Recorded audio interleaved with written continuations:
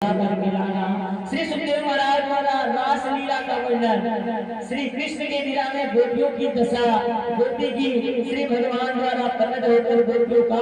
शांत करा देना, महाराज का वर्णन करना, सुदर्शन संघ चूर्ण का उद्धार, युगल अरिष्टासुर जो है उद्धार, केसी का उद्धार, श्री अक्रूर जी की ब्रज यात्रा, श्री कृष्ण बलराम का मथुरा गमन और पूजा प्रशंसा, धनुष भंग से भगवान का थारे में प्रवेश होना, शारों मुष्टिका कंस आदि का उद्धार करना, श्री कृष्ण बलराम का युगोपरि जन्म संस्कार एवं गुरुकुल प्रवेश, उद्धव जी की ब्रज यात्रा,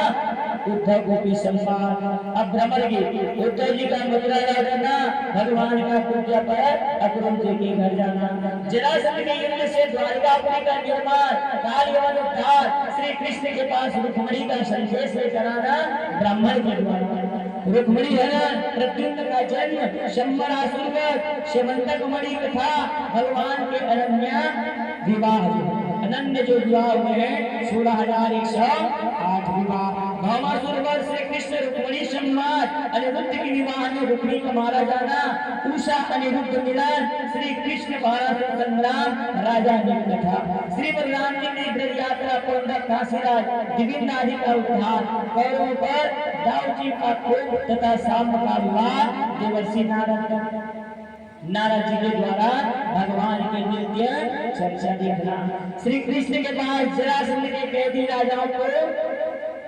दूर निकालना, भगवान का इंद्रप्रस्थ प्रधारना, पांडवों द्वारा राजसूय यज्ञ का आयोजन, जरासंध उद्धार, जरासंध के बंदी राजाओं द्वारा भगवान की स्तुति, भगवान की अग्र पूजा, शिशुपाल उद्धार, सुदामा चरित्र, कुरुक्षेत्र में भगवान की गोप गोपियों से भेंट, श्री वासुदेव जी का यज्ञ उत्सव करना, श्री भगवान द्वारा देवकी जी के 6 पुत्रों को लौटाना, अशुभद्रा का हरण होना, भगवान द्वारा जनक सुखदेव ब्राह्मण के घर एक साथ जाना, वेद स्तुति करना, भृगुजी द्वारा त्रिदेवों की परीक्षा, भगवान के द्वारा मरे हुए ब्राह्मण बालकों को वापस लाना, अब यह देवंशियों को ऋषियों का श्राप, नारद जी द्वारा वासुदेव को नवविश्वर संवाद सुनाना, देवताओं द्वारा श्री भगवान का परम धाम पधारने हेतु प्रार्थना करना, श्री भगवान द्वारा एकादश स्कंद में भगवान द्वारा उद्धव को अद्भुत पाख्यान का उपदेश, एकादश स्कंद में भगवत विष्णु का प्रतिपादन है। इस प्रकार से 12 अध्याय में हम जितना कथा श्रवण किए हैं उनका सार श्री सुखदेव महाराज जी जो है राजा परीक्षित को सुनाने कहने लगे। 18 पुराण है, 12 स्कंद है, 18 पुराण है इसमें, जिसमें पुराण का नाम है विष्णु पुराण में 10,000 श्लोक है, शिव पुराण में 24,000 श्लोक है, नारद पुराण में 25,000 श्लोक है और मार्कंडेय पुराण में 9,000 श्लोक है, अग्नि पुराण में 15,400 श्लोक है और बराह पुराण में 14,500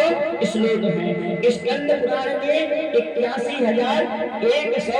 श्लोक है, वामन पुराण में 10,000 श्लोक है, गरुड़ पुराण में 17,000 श्लोक है और ब्रह्म पुराण में 22,000 श्लोक है। ब्रह्म पुराण, मत्स्य पुराण और भविष्य पुराण, लिंग पुराण और ब्रह्म वैवर्त पुराण और कर्म पुराण, इस प्रकार से 18 पुराणों के श्लोकों की गिनती 4 लाख है। भागवत महापुराण में 18,000 श्लोक, 365 अध्याय, 12 स्कंद, ये जो पुराण के श्रवण मात्र से, नाम करने से 1000 जन्मों का पाप जो है नष्ट हो जाता है। इनका पुराण का कथा श्रवण करने से, चिंतन करने से 1000 जन्मों का जो पाप होता है उसका नाश हो जाता है, नष्ट हो जाता है। इतने में श्री सुखदेव जी महाराज एतते शम्य मुनिना विहितं